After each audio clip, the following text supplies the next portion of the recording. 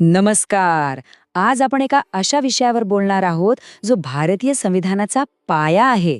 खरं तर संविधानाची ओळख करून देणारा आणि त्याहीपेक्षा आपल्या देशाची मूल्य आणि ध्येय काय आहेत हे सांगणाऱ्या प्रस्तावनेबद्दल आपण आज जाणून घेणार आहोत. चला तर मग संविधानाच्या या आत्म्याला जरा जवळून समजून घेऊया. पण सुरुवात करण्याआधी एक साधा प्रश्न. कधी विचार केलाय का की कोणत्याही राष्ट्राचा आत्मा म्हणजे नेमकं काय असतं? अशी कोणती एक गोष्ट असते जी त्या देशाची ओळख, त्याची मूल्य आणि त्याचं ध्येय हे सगळं ठरवते? भारताच्या बाबतीत या प्रश्नाचं उत्तर आपल्याला थेट संविधानाच्या सुरुवातीलाच सापडतं. हो, प्रस्तावनेत. तर या पहिल्या भागात आपण बघूया की ही प्रस्तावना म्हणजे नेमकं काय आहे आणि तिला संविधानाचा आत्मा असं का बरं म्हटलं जातं.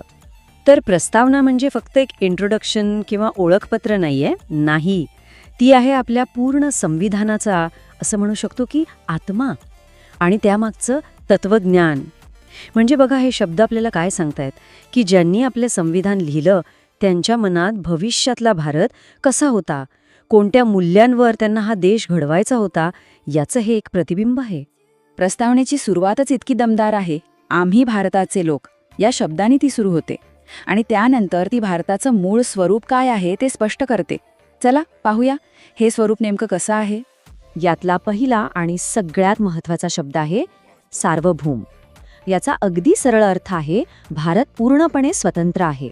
आपले कायदे काय असतील, आपली धोरणं काय असतील, आपलं भविष्य कसं घडवायचं हे ठरवण्यासाठी तो कोणत्याही दुसऱ्या देशावर किंवा बाह्य शक्तीवर अवलंबून नाही. सगळे निर्णय आपले आपण घेणार. पुढे येतो शब्द समाजवादी.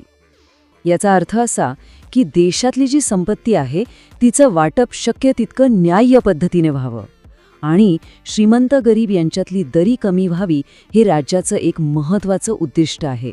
हा आर्थिक न्यायाचा एक खूप मोठा पैलू आहे. तिसरा शब्द आहे धर्मनिरपेक्ष.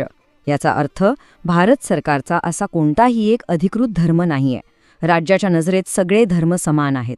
ते सगळ्या धर्मांना समान मान देतं आणि धर्माच्या आधारावर कोणासोबतही कोणताही भेदभाव करत नाही. आणि मग येतो शब्द लोकशाही. हा तर आपल्या सगळ्यांच्या ओळखीचा आहे, नाही का? याचा अर्थ एकदम सरळ आहे. खरी सत्ता म्हणजे खरी पॉवर ही कोणा एका व्यक्तीकडे किंवा गटाकडे नाहीये. ती आहे लोकांच्या हातात, आपल्या सर्वांच्या हातात.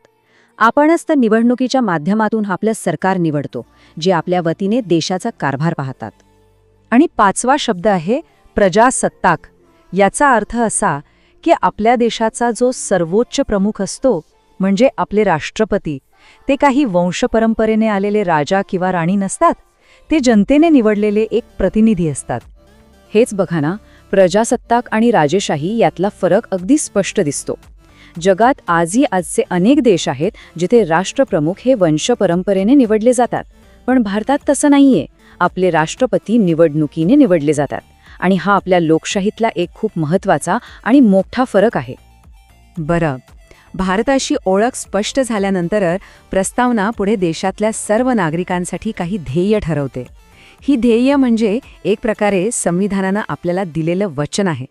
चला पाहूया ही उद्दिष्ट नेमकी कोणती आहेत. ही 4 उद्दिष्ट म्हणजे जणू काही आपल्या संविधानाचे 4 भक्कम स्तंभ आहेत आणि ते आहेत न्याय, स्वातंत्र्य, समानता आणि बंधुता. या 4 शब्दांवरच आपल्या संपूर्ण लोकशाहीचा डोलारा उभा आहे. या प्रत्येक शब्दाचा अर्थ खूप खोल आहे, खूप व्यापक आहे. न्याय म्हणजे फक्त कोर्टात मिळणारा न्याय नाही, तर सामाजिक, आर्थिक आणि राजकीय न्याय. स्वातंत्र्य म्हणजे फक्त फिरण्याचं नाही, तर विचार, अभिव्यक्ती आणि श्रद्धेचं स्वातंत्र्य. समानता म्हणजे प्रत्येकाला दर्जा आणि संधीची समानता. आणि सर्वात शेवटी बंधुता म्हणजे प्रत्येक व्यक्तीचा सन्मान करत देशाची एकता आणि अखंडता जपणं. आता इथे एक महत्त्वाचा प्रश्न उभा राहतो. प्रस्तावनेत लिहिलेली ही सगळी तत्त्व आणि ही उद्दिष्ट ही कायमस्वरूपी आहेत का की त्यात कधी बदल होऊ शकतो? चला या भागात आपण याच प्रश्नाचं उत्तर शोधूया.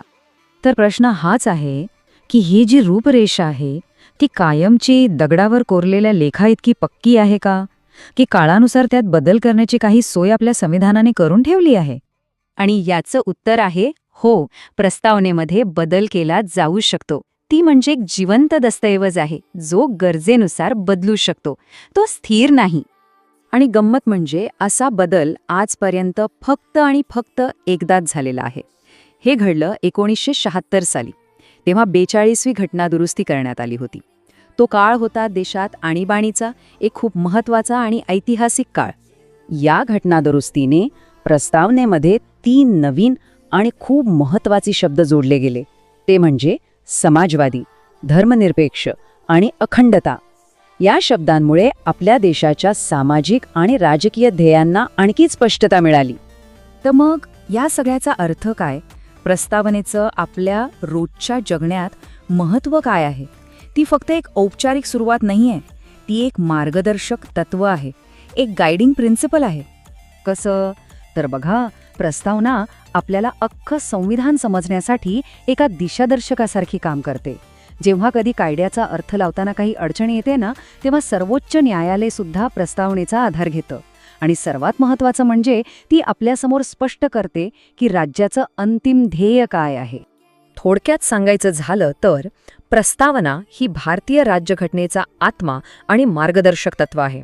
ती आपल्याला सतत आठवण करून देत राहते की आपला भारत देश कोणत्या मूल्यांवर उभा आहे आणि आपल्याला भविष्यात कुठे पोचायचं आहे. हा विचार आपल्याला नक्कीच पुढेही विचार करायला लावणार आहे, नाही का?